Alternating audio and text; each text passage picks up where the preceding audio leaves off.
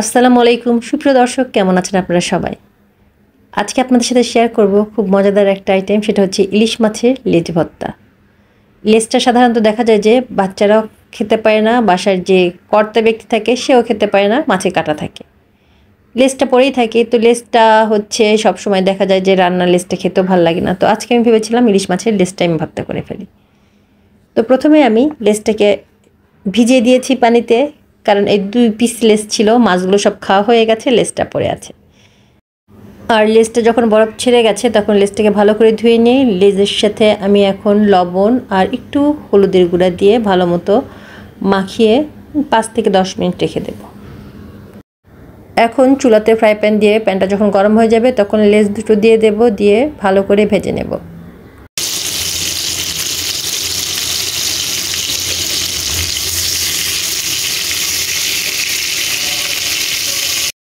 আমার মাছ ভাজা শেষ হয়ে গেছে, আর লেজটা আমি বেছে নিয়েছি, বেছে কাটাগুলো আলাদা করে ফেলেছি।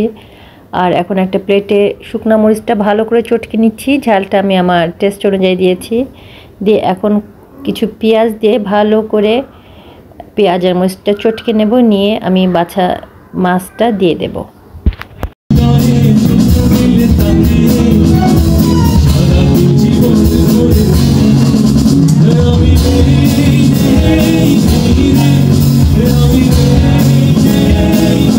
তো আমার মাছ ভর্তা করা হয়ে গেছে। আমি একটা সুন্দর সার্ভিসিং একটা চামিচে আমি ইলিশ মাছটাকে হচ্ছে সার্ভ করছি, ইলিশ মাছ ভর্তাটা, সরি ইলিশ মাছের লেজ ভর্তাটা।